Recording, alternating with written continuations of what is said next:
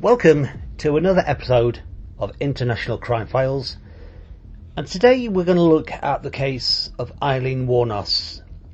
Aileen remains one of the most infamous female serial killers in American history. Between 1989 and 1990, 7 men were murdered across central Florida. The victims were robbed, shot to death, and their vehicles stolen. For years, Wuornos maintained that the killings were acts of self-defense against men who assaulted her while she worked as a sex worker. But investigators, prosecutors, and eventually Wuornos herself would tell a far more complicated story. To understand the crimes, it's important to understand the woman at the centre of them. Aileen Carol Wuornos was born on February 29, 1956, in Rochester, Michigan. Her father, Leo Pittman, was convicted of child molestation and later took his own life in prison. Her mother abandoned Aileen and her brother when they were young, leaving them to be raised by their grandparents. Friends and relatives later described a childhood marked by abuse, neglect, and instability. Her grandfather was allegedly violent, her grandmother struggled with alcoholism, and by the age of 11, Aileen was reportedly trading sexual favours for money, cigarettes and alcohol. What a life, eh? At 14, she became pregnant after allegedly being raped by an older friend of her grandfather. The child was given up for adoption. Soon after, she was thrown out of the family home. She spent her teenage years living in the woods, hitchhiking across the country and surviving however she could. By the early 1980s, after her brother died from cancer, Wuornos moved to Florida and began working as a prostitute. She accumulated a lengthy criminal record that included arrests for assault, robbery, forgery, and illegal possession of a firearm. Those who knew her often described her as volatile, unpredictable, and quick to anger. In 1986, she met Tyria Moore at a bar in Daytona Beach. The two began a passionate relationship that would last until shortly before Wuornos' arrest. While Wuornos earned money through prostitution, the couple also sold stolen goods through pawn shops across Florida. Then the bodies began to appear. The first victim was Richard Mallory, a 51-year-old shop owner. In late 1989, Mallory picked up a prostitute along Interstate 75. Days later, his body would be found several miles from his abandoned vehicle. He'd been shot multiple times in the chest. In June 1990, the nude body of 43-year-old construction worker David Spears was discovered in Citrus County. He had been shot 6 times in the torso. Just days later, the body of 40-year-old rodeo worker Charles Carskaddon was found in Pasco County. He had suffered 9 gunshot wounds to the chest and stomach. On August 4, 1990, authorities found the decomposed body of 50-year-old salesman Troy Burress in Marion County. And despite the condition of the remains, investigators determined he had been killed by 2 gunshots to the torso. A month later, retired Air Force Major, former police chief and child abuse investigator Charles Dick Humphreys was found dead in Marion County.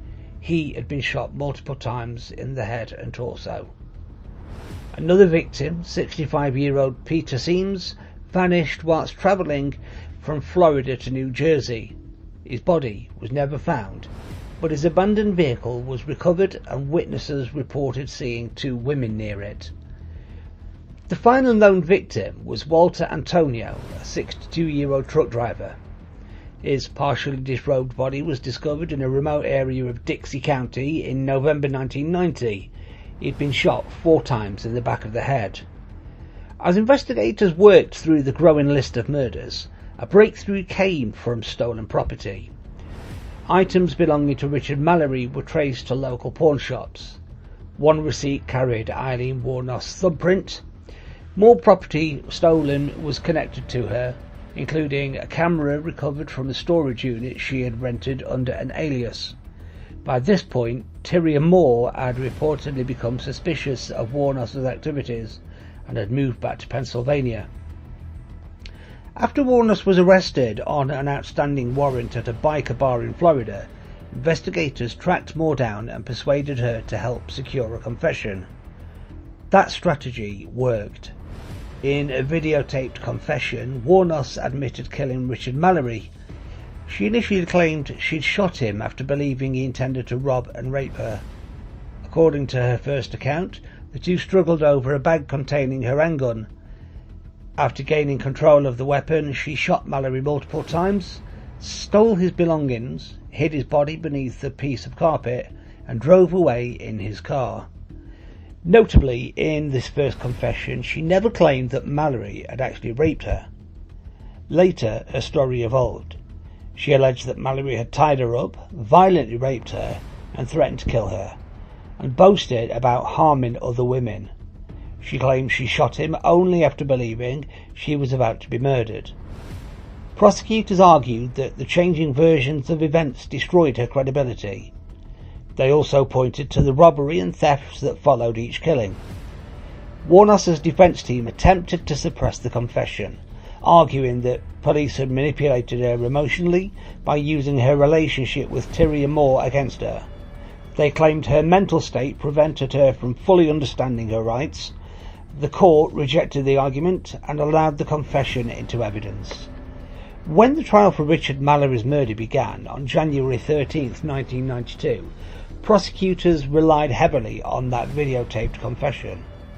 They also introduced evidence from the other murders under Florida's Williams Rule, which allows evidence of related crimes to demonstrate motive, intent, or pattern of behaviour. Against the advice of attorneys, Wuornos took the witness stand herself. She repeated her self-defence claims, but became increasingly angry and combative during cross-examination. At several points she invoked her Fifth Amendment rights, and was the only witness called by the defence. The jury deliberated for less than 2 hours before finding her guilty of first-degree murder, armed robbery, and related charges. As the verdict was read, Wuornos erupted. She shouted that she'd been raped and angrily condemned the court before being removed from the courtroom. The sentencing phase began the following day. Pathologists for both sides argued that Wuornos suffered from serious mental health issues, including borderline personality disorder. Defence experts argued that her traumatic childhood, abuse, abandonment, alcoholism, possible brain damage, and lifelong victimisation had profoundly impaired her judgment.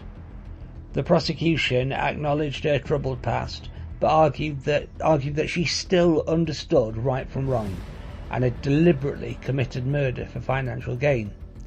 The jury ultimately recommended death by a unanimous vote of 12-0. That is insane, isn't it? Jurors found 5 aggravating factors: a prior violent felony conviction, murder during the commission of a robbery, murder committed to avoid arrest, especially cruel conduct, and that the crime was cold, calculated, and premeditated. Only one mitigating factor was formally recognised by the jury: her borderline personality disorder. On January 31st, 1992, Aileen Wuornos was sentenced to death. The years that followed were filled with controversy. It later emerged that Tyrion Moore and several detectives involved in the case had pursued book and film deals. Questions were also raised when Dateline NBC reporter Michelle Gillen discovered that Richard Mallory had previously served 10 years in prison for a violent rape conviction.